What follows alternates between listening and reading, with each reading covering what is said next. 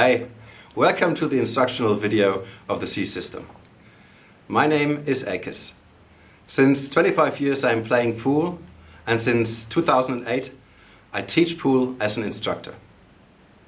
Darren Appleton and I have developed a system for sighting and aiming, for banking and for position play.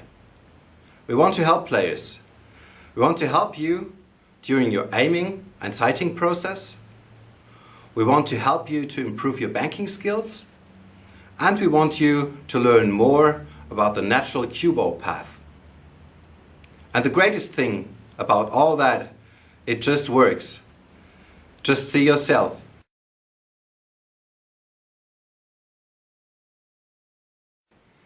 So we face now a 3/4 ball, which is an angle of about 14 degrees.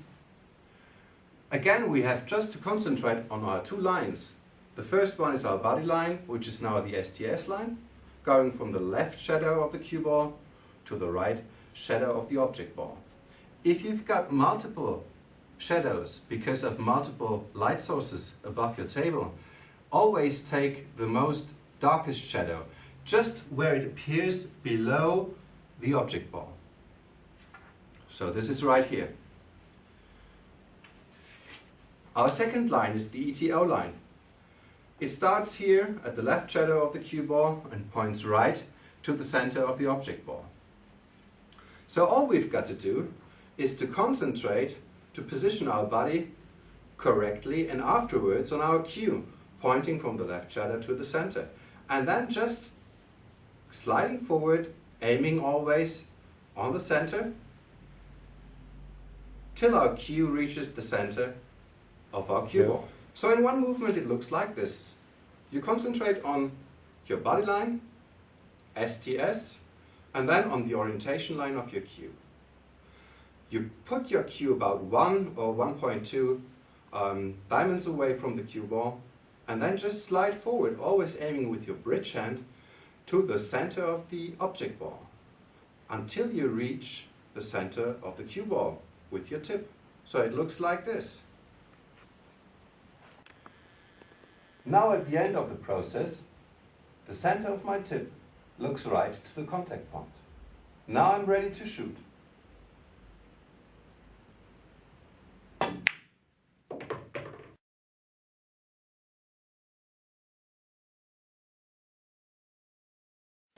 Now we get to the section how to apply English when using the C system.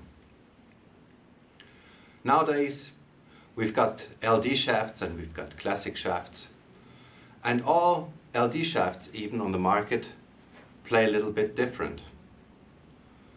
They're LD shafts from Muji, from Predator, from Mass, just to name a few. But even the same shaft plays different on the different cue. So it's difficult to just say you've got to aim there or there when you apply English. You've got to know your shaft. You've got to work with your shaft to know how it reacts when you use a certain amount of English. But I wanted to have a reference, so I decided to take a very popular shaft that a lot of people play with. It's a Predator 314-2. I hope you can see this here. I don't want to make any advertisement for any kind of trademark or shaft, just want you to have a reference. And now let's see what we've got to know when we want to apply English when using different strokes. Alright folks, let's go. So with left side English, inside English, we always know that we have to go one category down to the original sighting lines. So this is shadow to shadow. Apply half a tip of left side English, stroke is punch, and we make the ball. If we play this stun or punch shot slower, we have to go up to our original sighting line. I can show this here. So we just shot this one here, shadow to shadow. Now we go up, shadow to edge when we play the stun slower.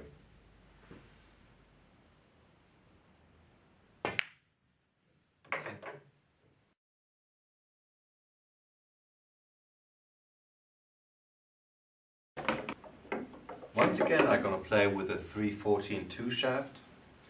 And as long as the cue ball and the object ball are not too far away from each other, we don't have to allow for a curve when applying English.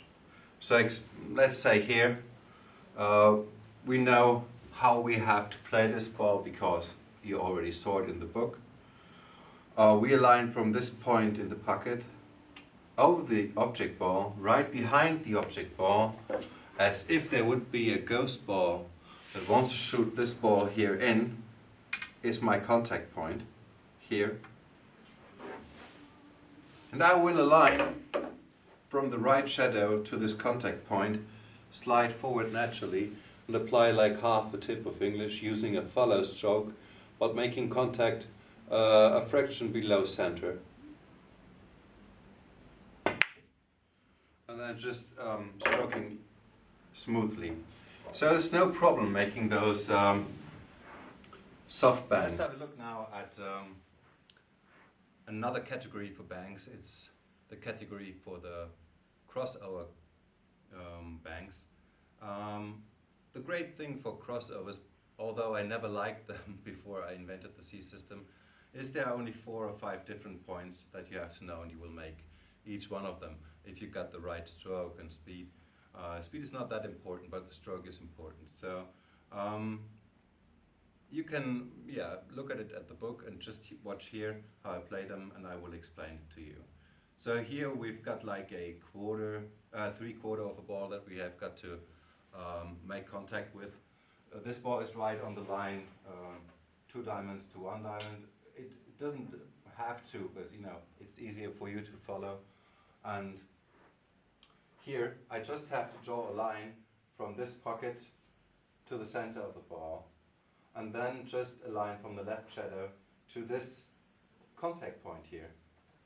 And just slide forward. At the end of the process, my Q-tip is pointing right to the edge of the ball, and I make contact with the cue ball, center ball, and play it with leg speed, perhaps a little faster. And I split the pocket. So if I got a ball that is a little bit thinner, something like this here, I have the same contact point, just I draw a line from this pocket to the center of the 8 ball, and this time I align it from the left edge of the white cue ball and just slide forward, and here at the end my left side of the shaft is looking at the right edge. Center ball, I make contact, and I split the pocket again.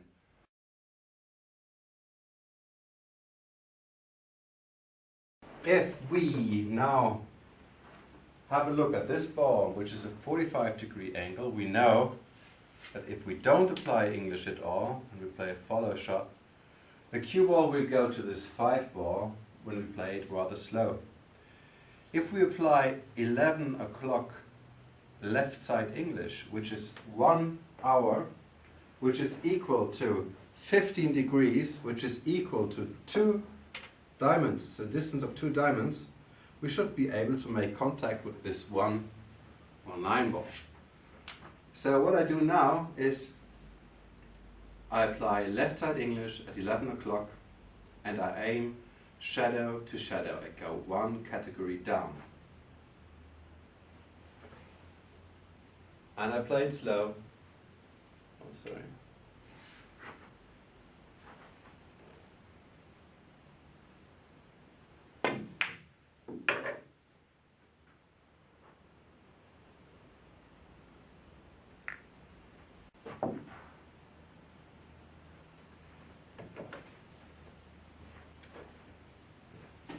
So if I play the same shot, this 45-degree angle cut shot with inside English, so right side English, I know that 1 tip on the clock is equal to 2 diamonds here, or 15 degrees.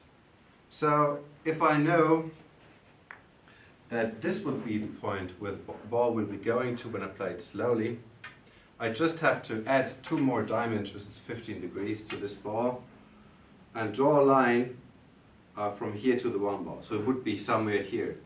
But the cue ball tends to go a little bit longer when we apply inside English, so it will probably go here to the side pocket. So about 5 to 7 degrees more. So let's have a look.